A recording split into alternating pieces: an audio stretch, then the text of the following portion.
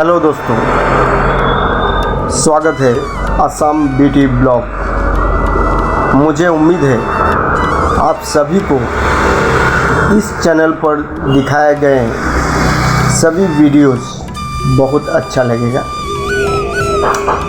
इससे भी अच्छा वीडियोस ला पाऊँ, इसके लिए आप सभी का प्यार और आशीर्वाद का ज़रूरत है। तो प्लीज़ इसे देखते रहिए और शेयर सब्सक्राइब कर दीजिए। आपका दोस्त Assam beauty blog. Thank you so much. फिर जल्दी मिलेंगे, तब तक के लिए बाय। खुश रहें, अपना ख्याल रखें। धन्यवाद असम ब्यूटी ब्लॉगक ইমান মৰম চেনেহ দিয়াৰ বাবে। সকলোৱে ভালে থাকক, তাৰে কামনাৰে আকৌ লগ পাম।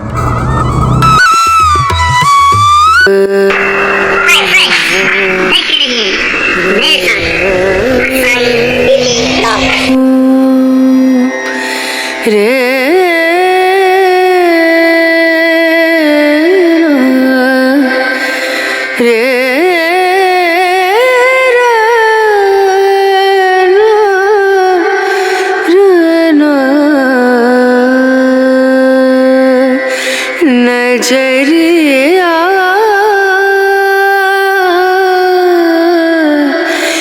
लागे नहीं कहीं, ओ नजरिया लागे नहीं कहीं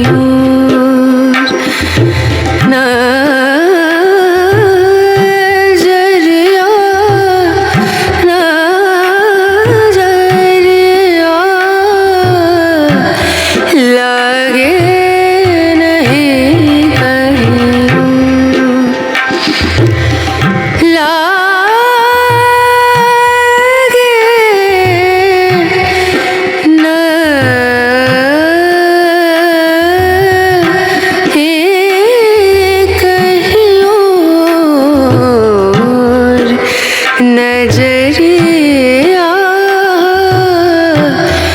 लागे नहीं कहीं, ओ नजरिया लागे नहीं कहीं, नजरिया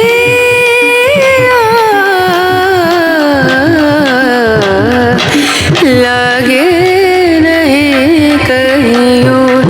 लागे नहीं कहीं, लागे नहीं कहीं, हो।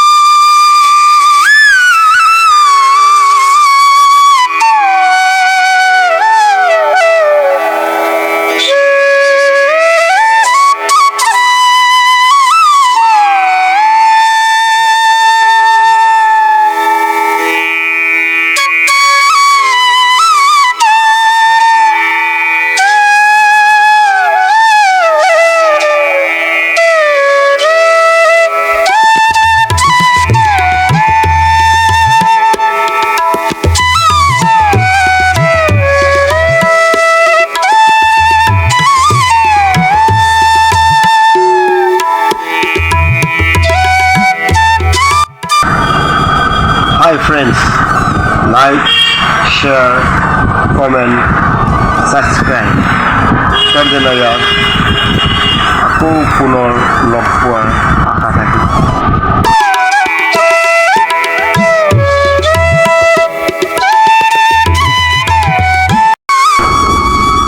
Thank you for watching Assam Beauty Vlog. Please subscribe for next video.